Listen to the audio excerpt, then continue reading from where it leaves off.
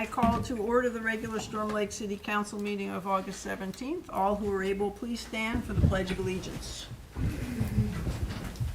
I pledge allegiance to the flag of the United States of America and to the republic for which it stands, one nation, under God, indivisible, with liberty and justice for all.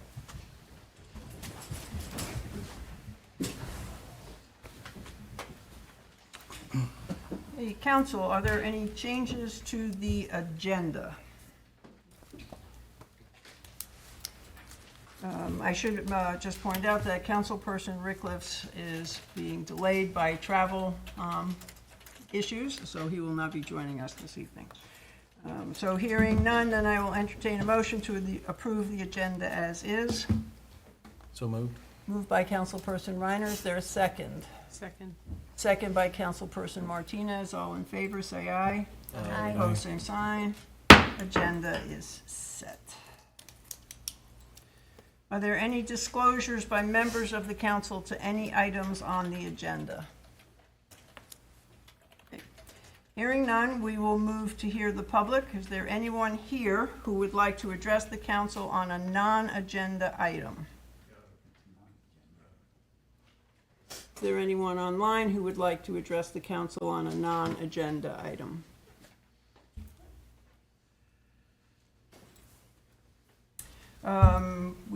I have just a brief announcement before we go on. I just want to thank all the people in the city of Storm Lake who organized and hosted neighborhood events for National Night Out on the 4th.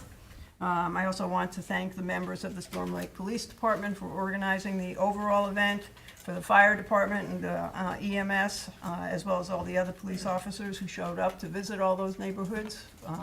My experience is that people were very positive and welcoming and enjoyed interacting with all of our staff.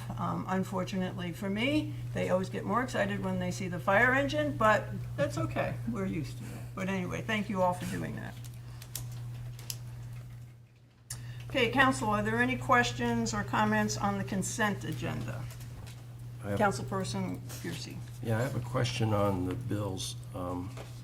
It has to do with, let me find it here real quick. We bought a Ford Transit cargo van camera system for $228,375. I thought this was not going to be in the budget until for 2 years.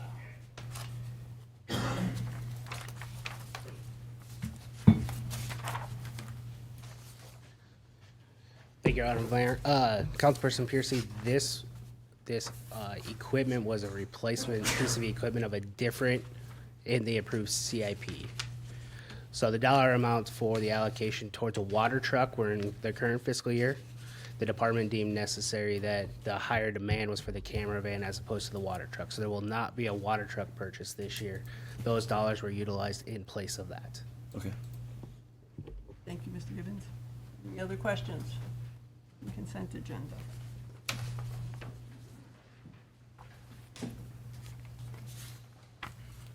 Okay, so hearing no further questions, I will entertain a motion to approve the consent agenda. So moved. Moved by Councilperson Martinez. Is there a second? Second. Second by Councilperson Piercy. All in favor, say aye. Aye. All opposed, same sign. Set. Okay, the first item is a quarterly update from Iowa Lakes Corridor. Thank you, Mayor. Good evening, Mayor, Council. Good to be back. Thanks for slotting a little bit of time in the agenda tonight for us to provide you a little update on a few things going on in the corridor. First of all, I just want to say thanks for your ongoing partnership. Councilman Rickliffs is your appointed representative serving on our board. So, anything corridor related you may need or have questions on, he would be your go-to. If you can't get it from us right away, he's your most quick guy to get it from. So thanks to Matt and his service to the board. Trevor Smith here with Iowa Lakes Corridor as well. So we just want to give you just a quick update on a few of the things going on since the last time we were here. And first of all, I just want to touch base. I think City Manager Navitral attached a flyer to your board packet regarding an upcoming Corridor Connections Leadership Panel event that we're hosting on August 26th. So we put that in there. We encourage you to, if it works for you to attend, we'd love to have you join us, but also encourage you to share it out with anybody who might be willing to participate in that. It's going to be an excellent event. You know, part of what we do in our services, we partner here locally, obviously with Lee Dutfield, and do a business retention and expansion program. We're meeting with all of our large industry manufacturers across Buena Vista County and Storm Lake here specifically. And we get a lot of feedback from employers on some of the needs and services that they would like to see to be able to be provided. And one of them came out, the leadership styles, leadership training, how are organizations that are doing it successfully, how are they doing it? And so we organized a panel, an outstanding panel of diverse people across the corridor.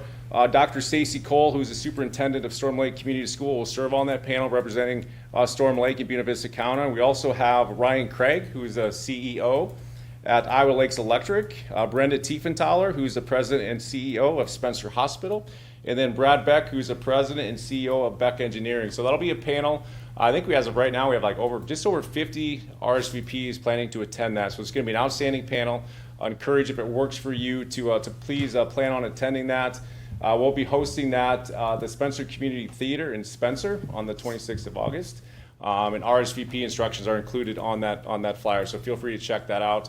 I just want to make a note that as we schedule out our Corridor Connect events throughout the year, we are working with Carrie and Lee to schedule one here in Storm Lake on November 5. We have locked in Kings Pointe for that, and so a topic of discussion will be coming soon. So we're looking forward to announcing that coming up as well. So last time we were in, we mentioned some workforce development. You know, workforce development continues to be an issue as we're talking with our large employers, our businesses across Storm Lake. The issues of trying to get high quality people into our industries and manufacturers to continue to grow and expand here. And that's a very important piece of the puzzle for economic development. So last time we mentioned uploading a Build My Future event, and I just want to have Trevor talk a little bit of a recap on that event, which was very successful, that we held back in April. So Trevor, I'll just let you talk about that.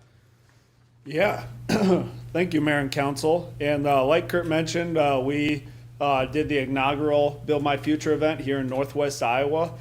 Just as a little background, Build My Future was an event that started in Springfield, Missouri and Des Moines, which was a construction trades hands-on learning career experience for high school students, which is great. The one in Des Moines, they have thousands of kids from all over the state of Iowa go to.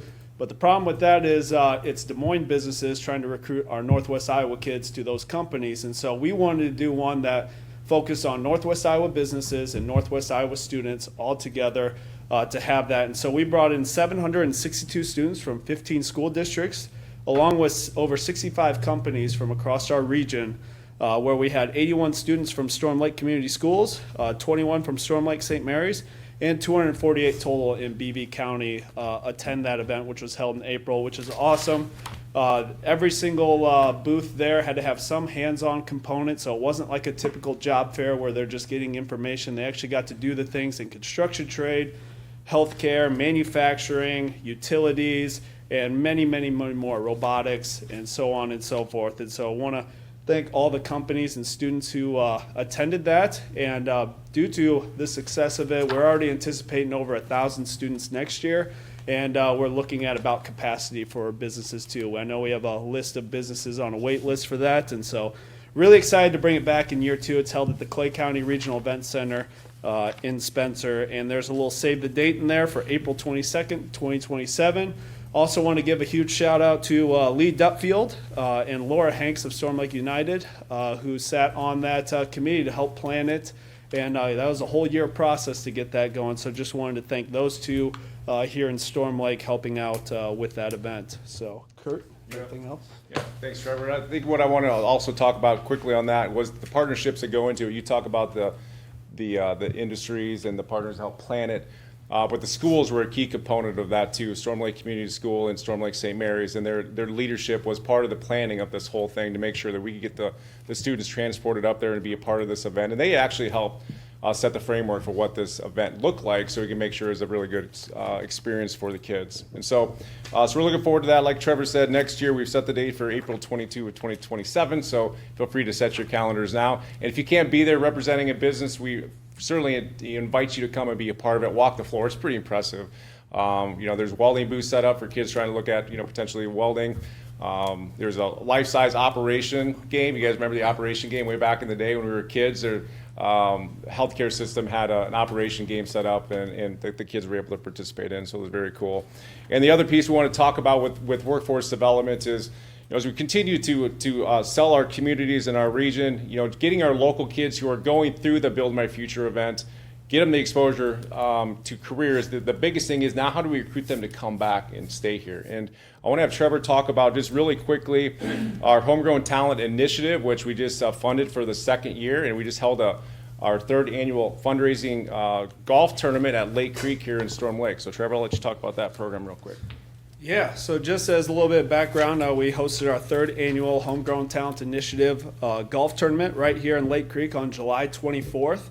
Just as a reminder, the Homegrown Talent Initiative is a $6,000 grant paid over 4 years, $1,500 a year, that goes towards, let's say there's a student who graduated from Storm Lake Community Schools, went off to college, technical school, trade school, some type of education, and then was recruited back to a job here in the corridor region. Then they would be eligible, and those grant funds can be utilized for student loan debt repayment, housing expenses, and ongoing childcare, which are three of the biggest barriers for young families looking to move into a community. And the 4 years is important because the studies show if you can get somebody in your community for 4+ years, then the likelihood that they stay long-term increases significantly. And these funds are 100% fundraised outside of contributions to our organization. So this is a self-funding program. And this year, we do 4 awards, one in each of our 4 counties. And this year was Clayton Ellers, who grew up on a farm just north of here, graduated from Sioux Central Community School District and earned a degree in Dort, and then returned back here in Albert City. We also had somebody from Clay County who lives in Royal, Delana Brugman, but she actually works in Tyson as a hog buyer. So kind of a 2-for-1 for BV County there. So those are the 2 that, and then last year, one of our first ever award winners was Taylor Krager out of Lakeside, works at Farm Credit Services of America right here. Yeah, we want to take these kids on the road with us, get them in front of our young people, tell their story, and help make that lasting impact to help recruit more young individuals back to our region. So that's kind of the idea behind the Homegrown Talent Initiative. Yeah, perfect. Thanks, Trevor. And like Trevor said, it's a long play. Workforce development's a long play. It's a cultural play. We need to make sure we're tagging on the kids who are graduating in our communities and our schools to make sure they're telling the story. So all these award winners for the Homegrown Talent Initiative, they will, like Trevor said, they'll come on the road with us. They'll be a part of the Build My Future event. We'll have them on stage telling their career stories from graduation to college and the reasons why they ended up locating back in our communities. We think that story is vital to be told, and we also think it's vital that our students are seeing the opportunities here locally with our businesses that are here today to make sure that they see the high quality jobs. And they don't just vacate here and go to another community thinking that it's going to be somewhere better somewhere else. So we think it's important work, and we're going to continue driving that ship moving forward. So just a couple of other things we just want to touch base on, and we'll turn it over to any questions. I know we did put a prospect in play on the miniature golf course, and that prospect actually met with on site with a realtor last week, and so those conversations are ongoing, which is positive. I know this is a conversation that has been had here. We'll see where it goes. We think it's a high quality of life amenity for the community, and we'll see if we can't get something in play there. So actually, it ended up being somebody who owns the miniature golf business, actually ended up being an OEI alum of 2027 through the Okoboji Entrepreneurial Institute, was an award winner, and looking to get more involved in the mini golf game. So we held an on-site visit last week Friday with the realtor, walked through it, and have had additional conversations even today on that. We hope that can continue to prosper and move forward. We'll keep you engaged through both Mayor and Carrie on how those conversations continue to go. Also spent time today meeting with the local manufacturer, looking for a project for an expansion here in Storm Lake. The purpose of our meeting was to discuss potential incentives at the state level through Iowa Economic Development Authority, through the BIG program, which is an acronym for Business Incentives for Growth. It gives incentives for capital investment and job creation. And we also just talked through a program through CIRRUS, through Iowa State University, called the Manufacturing 4.0. which also provides incentives for new acquisition of equipment. So that meeting went very well today. We typically tag team those with local representation with Lee Dudfield. Lee was unable to make it today, but he's been fully briefed on the project, as has Carrie, and we'll continue to navigate not only that project, but other projects as they continue to come to fruition. So I wanted to just touch on those couple things that actually happened today. You should have received a written report in advance of the council meeting today, and that's something we'd like to do going forward, because we come and dump all this information on you, and we expect you to retain it and understand what the quarter is all up to. But that report should help live there for you if you ever need to reference anything from a date, a time, anything like that. You know where we're at. Feel free to reach out, and we're happy to help out however we can. So again, just want to say thank you. Thanks for all the leadership, both staff and as mayor, and we're happy to answer any questions. Thank you. Questions or comments from the council? Thank you. Yeah, you're welcome. Thank you. Yep. Have a good one.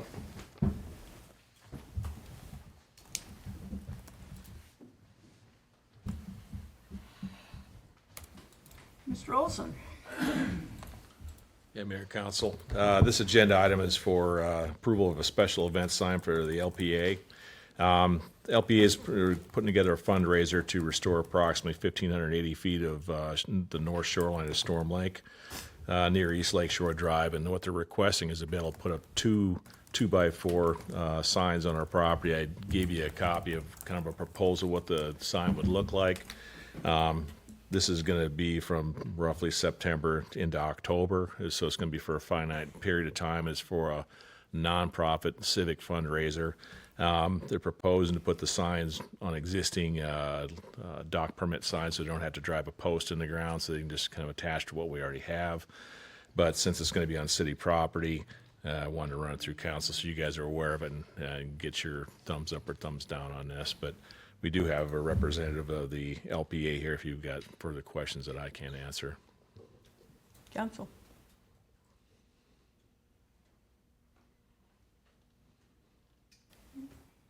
Doesn't look like there's any questions about the signage. I would like to thank the LPA for moving forward and trying to get this project going. I know it's been on and off for several years, so we appreciate it and hope that we are able to get the support. So if there's no questions from the council, then I would entertain a motion to approve the special event sign for Lake Preservation Association fundraiser. So moved. Moved by Councilperson Piercy, second by Councilperson Reiner. All in favor, say aye. Aye. Motion passes. All right, thank you.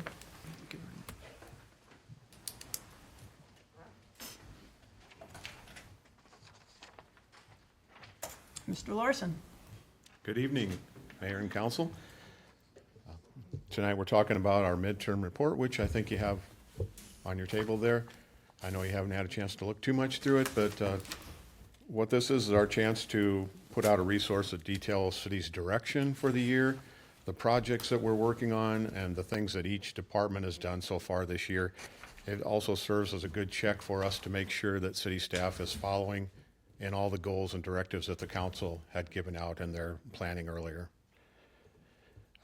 If and when the council so approves this, a motion would direct our staff to release the report to the public, and it would go out through all of our communication channels, social media, our website. We would provide it for our local newspapers and radio stations, and printed copies would be available at City Hall. And if you have any questions about how this goes together, I'd be happy to answer if I can. Council, questions? I know you're just looking at it. Some of us did see it sooner.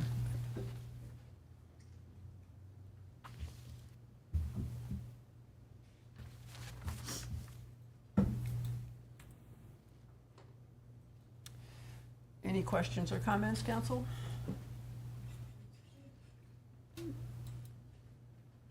So with that then, I would entertain a motion to approve the 2026 mid-year report. So moved. Second. Moved by Councilperson Reiner, second by Councilperson Ramos. All in favor, say aye. Aye. Thank you. I think council senses that this is a shorter meeting than usual. Chief Goal. Good evening, Honorable Mayor and Council. This is a motion to set a date for a public hearing for the proposed ordinance regulating bicycles and personal transportation devices.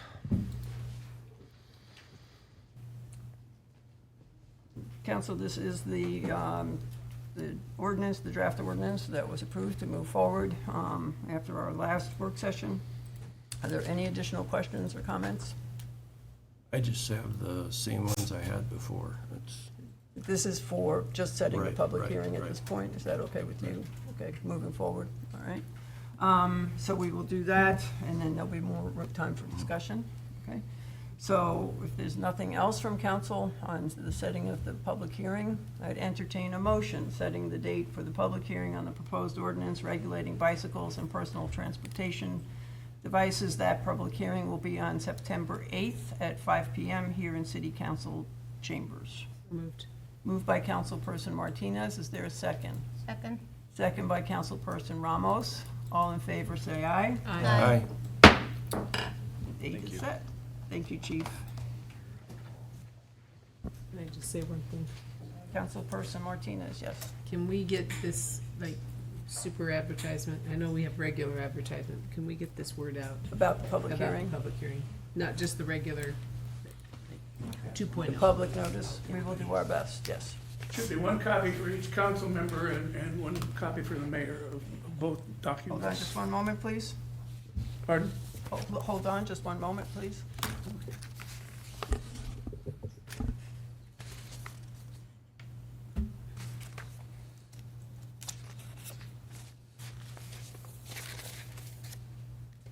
Okay, the next agenda item is the resolution accepting the non-renewal letter from Lake Creek Homeowners Association and providing water service until December 27. Ms. Navratil. Thank you, Honorable Mayor and Council. While I go over my staff summary, there is some handouts that I just received from Mr. Rosine. I think it was Mr. Rosine, right? Okay. I didn't see who handed it to me. For tonight, I do believe the These are same the letter same is things that are attached, attached to the that agenda. is attached to the agenda. But what we have before you is resolution number 16, R 2026-2027, accepting the non-renewal letter from the Lake Creek Homeowners Association and providing water service until 2027. Sorry, I'm going to be a little probably verbose in my explanation this evening, but I just want to make sure that we have kind of a history as well as what the request is coming forward from Lake Creek Association. I'm going to go back to when we, well, it's been well over a year, hasn't it? How time flies. The city did establish a water ad hoc committee, and we did have members that were residents and businesses from the community.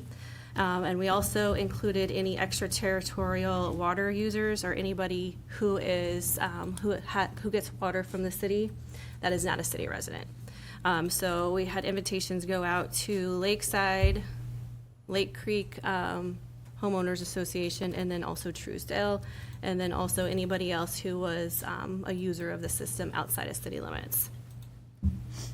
The committee did review where a new water plant location was going to be. In addition, we also talked about our future needs for capital improvement plans. So we felt that was important as we set the rates that we were going to bring to council for consideration. So we looked at locations of where a new water plant was going to be. We also looked at what kind of projects that we were going to need to sustain our water service for the future.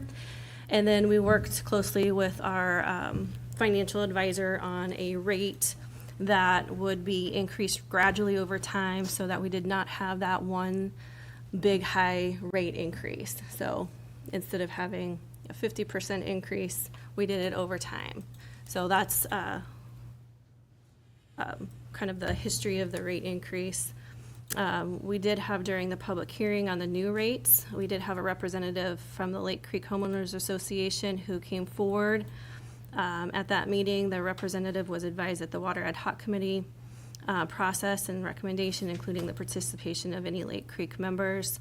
The representative advised that the council, that those meetings had not been relayed to the association. So we did have one member who said that they were representing the Lake Creek Association.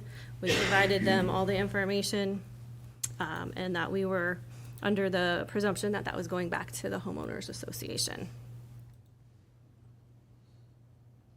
Following the third reading of the ordinance, additional association members contacted City Finance Director Gibbons to review the new rates and advised that the association was evaluating options with rural water.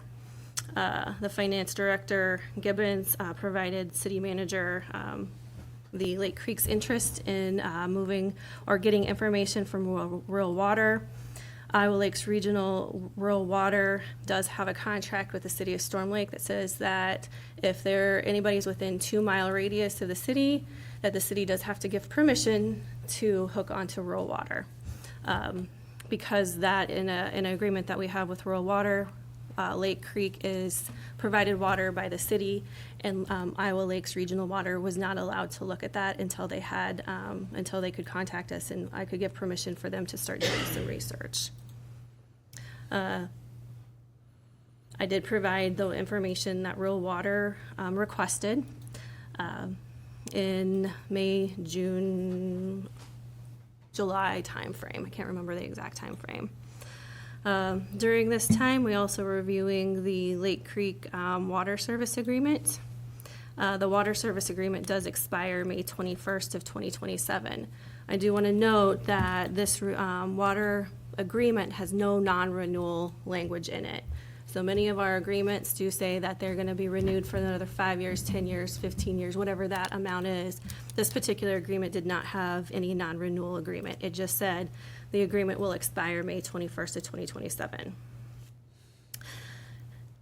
During the same time frame, the Iowa Department of Transportation notified the city that the service line serving the Lake Creek area would need to be relocated as part of the Highway 7 road improvement project. And so the city had been in contact and working with Iowa Department of Transportation on how and when that line was going to be relocated. We had an estimated cost of about $1.5 million for that line to get relocated. Moving forward to July 27th, the homeowners association voted not to renew the current water service agreement and then notified the city by letter dated July 29th with a revised letter dated August 8th. The August 8th letter I do have attached to the city council packet. I do believe it's the same letter that is getting passed around this evening. The letter also requests continued month-to-month water service until rural water can be connected. Rural water does estimate that will occur by September of 2027. However, we all know how construction projects go, and none of them end on time. And so the request was to extend that date to December of 2027. I have been in contact with Department of Transportation, and they are aware of the December 2027 timeframe. They don't anticipate construction starting until early of 2028.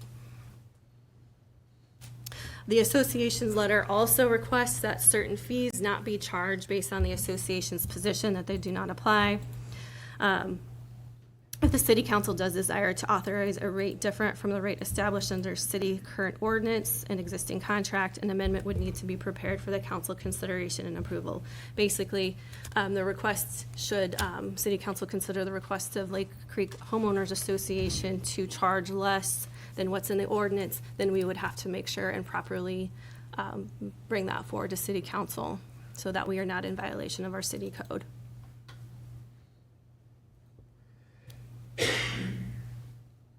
That, I think, do you have any questions? I know I said a lot. Questions, comments from the council? And Councilperson Piercy. We'll have to cap that water line then at the edge of the city limits, right? Yes, Honorable Mayor and Council, we have already been in conversations with Department of Transportation on how and where that line will be capped at. So we have someone who would like to speak to this issue. Please say your name and where you're from. My name is Paul Havens. I live out at Lake Creek now, and I'm here as a representative of the board of the Homeowners Association. It is the Homeowners Association which has the contract with the city for the supply of water, not the golf course, but rather the homeowners. And and the golf course is the same as a homeowner out there. I wish I had known everything that was going to be recited. I couldn't hear it very well, so that's my problem. But I want to be clear. We passed some information around because I wanted to make sure each of the council members, because I know some of you are newer than others, but you're all aware, and I did hear that mentioned, that the project to move the water line that's currently serving Lake Creek, that the DOT has estimated $1.5 million. That is correct? Correct. And so obviously that would have been quite a burden on the city to have to pick up. And but I understand they were planning on it. And it did not then come as a surprise when your city manager called Gary Rosine to find out if we in fact had any interest in going with Lake Creek, or going with rural water. And, you know, we had, at that point, we had been told that they couldn't do that. But she indicated that the city would be amenable to granting that permission. And I think maybe even suggesting that they would be more than glad, because then they would be relieved of that $1.5 million debt. So we need to know that. Now,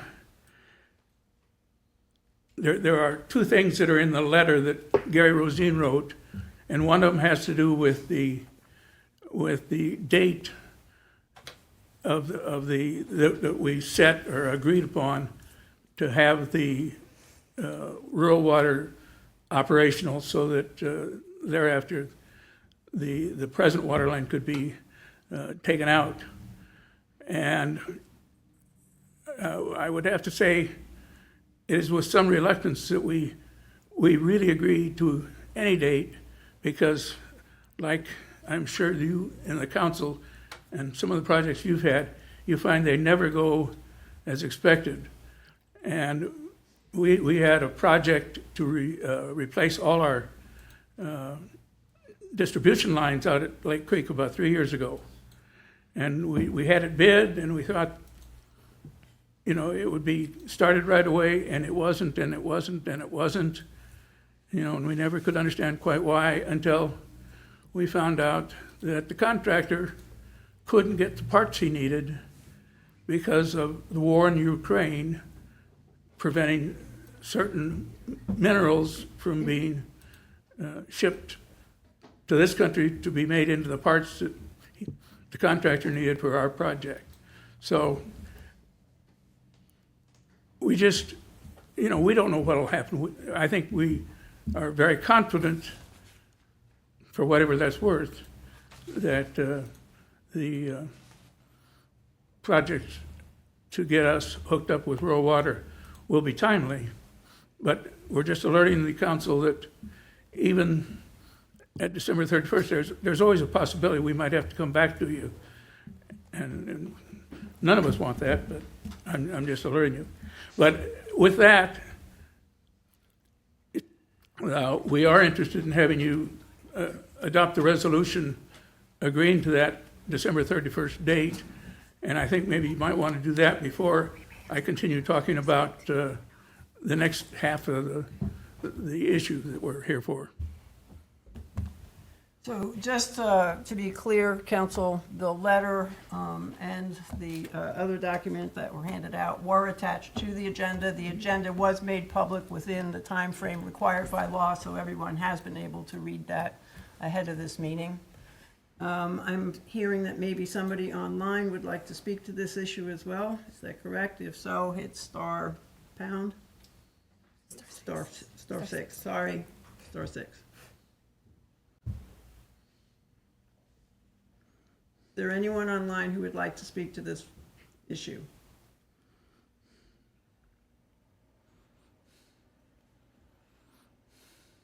Okay. Hearing none.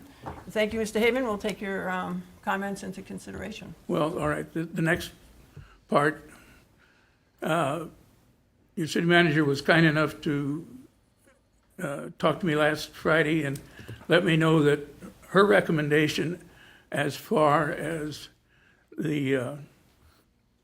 our request that we not be required to pay for the capital improvement portion of the ordinance,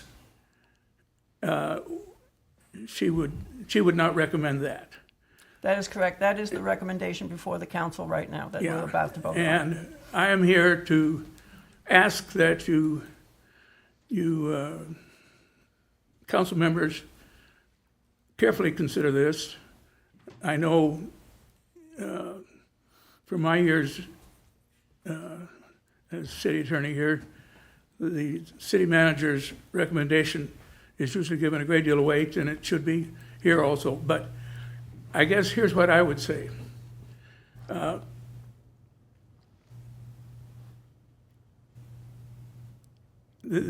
city manager feels like it's in your ordinance that she didn't have any choice, or that the city didn't have any choice, unless the council would consider doing something. And that may seem like she was putting it off on you, but the council is the right entity in the end to make a decision like this. I would tell you that she seemed to indicate that she felt that once it was in the ordinance, there could be no deviation from the ordinance. And I would tell you about an incident that happened 20 years ago, as a matter of fact. Mr. Haven, can I just clarify, because we usually have a time limit on this? Well, Are you asking the council to go back and change our ordinance in order to accommodate your request? I'm not asking them to change the ordinance. I'm asking them to approve relieving the Lake Creek of having to pay for the capital improvement portion of the ordinance, which is basically, for the residents here, it's $6 a month. For us paying 150%, it would be $9 a month. And I believe that the council can do that without trying to adopt an ordinance. This is sort of a one-time thing. We think there's good reason to do it. And what I was starting to tell you, in 2006, when we wrote the ordinance for Lake Creek at 150%, and I was told by the city manager at the time that everybody would be paying 150%. Anyway, it was approved for Lake Creek, but when the council got around, or when the city manager got around to negotiating with Lakeside, they were resistant, and they indicated they were going to be in touch with Rural Water. And I'm not sure how valid it was, but she was convinced that it was a real threat to losing Lakeside as a customer. And so in the end, she agreed to hold the amount at 110%. She got approval of the council, even though the policy said everybody was going to be paying 150%. But Mr. Havens, it was the council who made that decision, not the city manager. That's right. Okay. That's right. So for right now, we have what's going on present day, and we have a city code. We do rely on our city manager and our legal team to clarify when we can and that we have to abide by city code. And the recommendation has been made by the city manager, and that is what's before the council today. Well, I think let me tell you why I think there are reasons that it would be equitable for the council to approve our request that we not have to pay for that capital improvement. Let me just list the reasons. First of all, the incident I just referred to, where the representation was made that everybody would be paying 150%, but then they turned around and let Lakeside get away with 110%. That has caused a great deal of anger of our people. And I just tell you this because that's one of the things in the background. In addition, there is, of course, the fact that you're going to save a lot of money by not having to remove the pipe. There is the fact that the homeowners association is now going to have to incur debt of up to $132,000 to get rural water out there. So the city has made out well. Lake Creek homeowners are not, in as good a position. And the biggest thing is the homeowners at Lake Creek were assuming that the line that the rural water is going to put in and will be installed, and by the end of 27, we won't be using city water anymore, and your plant project isn't even to start until 28, as I understand it. So the people out at Lake Creek don't benefit at all. And it seems inequitable for them to have to pay this money, which, is currently $9 per household per month, and it goes up. That's what it is for us at Lake Creek, and it goes up the next year. I don't remember the exact amount, but I think the public may wonder why it is that Lake Creek has to pay this amount for the next year plus when we don't get any benefit out of it.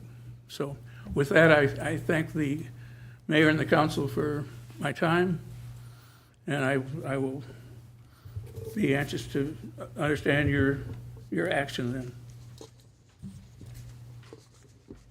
Ms. Navratil. Oh, thank you, Honorable Mayor and Council. I just want to clarify, when we brought forward our ordinance for our rates, traditionally what we do past rate increases or rate ordinances, we had your water base, your capital improvement, everything was in one number. So, if let's say we brought forward a rate increase from like $8.50 to $10, we would just give you that one number.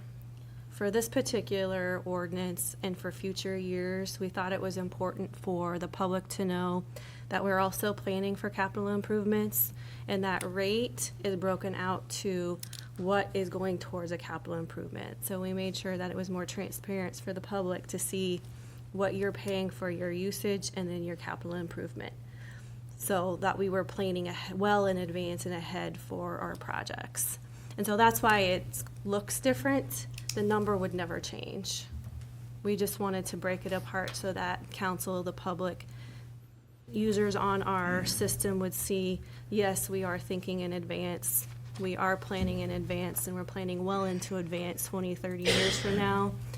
And that's why the rate looks different. The number would never have changed. That would have been the same price. Thank you, Ms. Navratil. Council, questions for Ms. Navratil? I have one. Councilperson Reiner.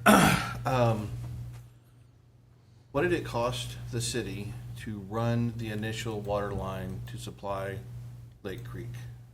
Honorable Mayor and Council, Lake Creek paid $50,000 to run the line from city limits to the edge of their property. And then once that was installed, the city took over maintenance of that line.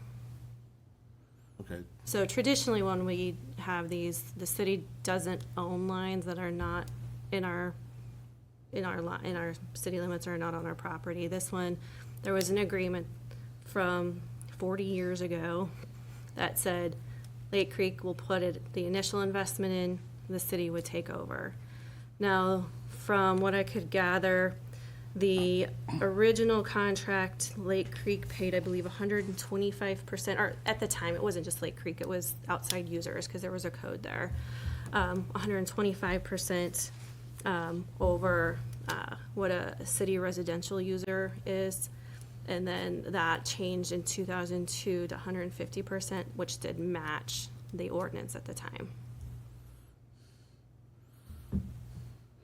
so we ran a water main all the way out to Lake Creek for 50,000. 50,000? Yeah, things were a little different costs 40 years ago. The council might be interested in knowing, Mr. Havens, this is council discussion right All now. right. Thank you. my apologies. Other questions for the council? Any questions for Ms. Navratil? Okay.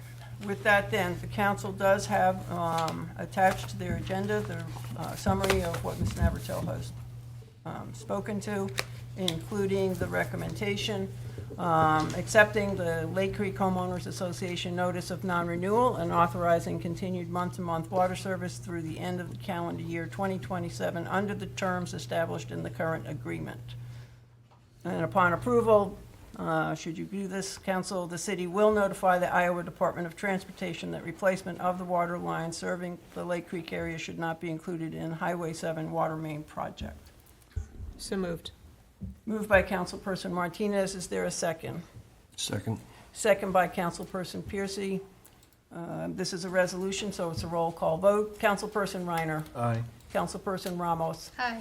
Councilperson Martinez. Aye. Councilperson Piercy. Aye. The resolution passes. Thank you, Mr. Hayden.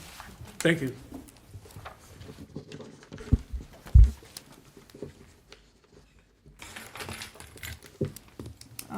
Next, council, is a work session on the downtown blade sign bracket grant program. Ms. Navratil, are you taking this from Mr. Duffy? I am, Honorable Mayor and Council, thank you very much. I know we've talked about signs a lot, so we thought we'd have a little break from signs and then come right back to it here. When City Council passed the downtown, or the capital improvement plan, we did have the $30,000 in there for a blade sign program. We also said that we're going to come forward with grant rule program regulations. And so the document you have before you is the regulations, and these were discussed during the sign ad hoc committee. So nothing is probably new for us when you review the document. Sorry, sometimes signs make me laugh a little bit. Apparently, Spent a I lot love of a time good on Storm them. Lake Press apparently me sign. too, so. The particular program that we have is for a blade sign bracket grant program. So in 2024, the Iowa Economic Development Authority did do a 3-day downtown assessment, incorporating an online survey interviews with about 90 public and private sector stakeholders.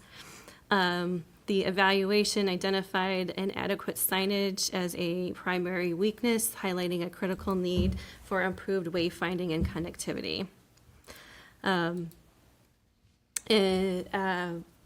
The City Council Downtown Signage Ad Hoc Committee had Central Business District representatives and local residents was formed. In 2025, the committee presented its recommendations to council, which included establishing a blade sign bracket grant program.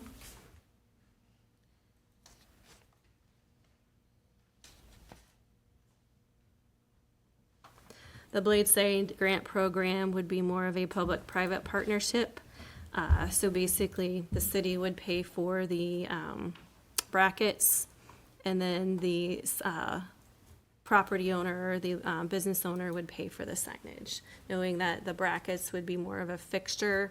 So if there was rotation or changeover in those businesses, then the bracket would stay, the signage could change. How much are these brackets gonna cost? I don't see. Well, thank you, Honorable Mayor and Councilwoman, for that question. We have been attempting to work with a local business to get that cost. Unfortunately, email, phone calls have not been provided back to us, so if we don't hear back from them before the next city council meeting, then we're gonna have to get costs outside city limits, unfortunately. When But it's- this is already in the CIP? But it's in the It's CIP. already in the CIP. Yeah, the cost is, but it could, yeah, but it, depending upon what the cost of those brackets are, could determine how many signs that we could do for that year. You're just, these are the metal, that black metal. It'd be the bracket. black metal, yeah. Mhm. So can I, just a question. Yes, Can they just Councilperson be- Martinez, sorry. Can they be made by the same people that made our benches downtown? That would be outside, yep. Yes, that would be our next, I guess, They look quality. yeah, we would look outside city limits and Yeah, they first would we're be, starting within city. right, right. Without a lot of success, Yep. unfortunately. Unfortunately, yeah, and I We don't understand. have a metal shop at our school, I'm guessing, anymore. We do have, there's a welding program, but we'd also need somebody to install, and so we were looking at somebody who would be able to The do whole thing. the whole thing, yeah. Question by Councilperson Oh, Piercy. sorry. I'd rather not, I mean, I'd rather, if you're going to pay, do the installing, I'd rather have that up to the owner instead of the building instead of the city, because some of these buildings, when they get older, it's questionable when you start going into some of this brick. If they've been tuck pointed, that brick may not be very solid and the joints holding it may not be very solid, so then if it falls down or if it later, or if it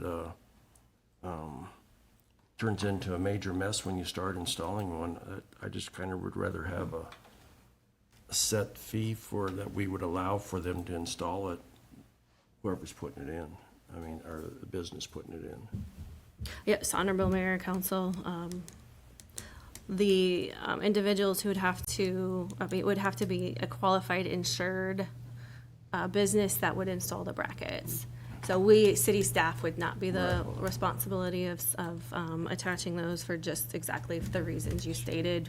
We don't want to touch those buildings either. But it would be somebody who would be knowledgeable in attaching that type of signage to those buildings. I also want to note that you would have to be in business for at least 2 months before you could apply for any grant dollars. Now, you'd also have to get permission if you're renting. You would have to get permission from the actual property owner as well. So it'd be like a dual signature so that the property owner does know that the business is requesting this type of signage to be attached to a building that they don't own. One more question. And we'd have them have the sign before we go and get them the bracket. Right, Honorable Mayor and Okay. Council. So we would also, you still have to get a sign permit.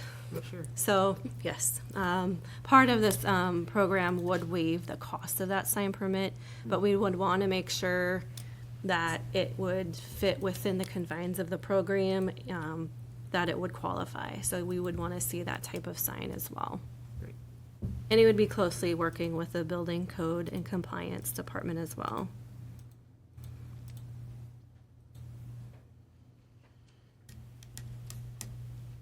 Anything else from the council? And, I'm sorry, to have one, it would be a first come, first serve, Honorable Mayor and Council. And then the grant applications will come in front of council for approval.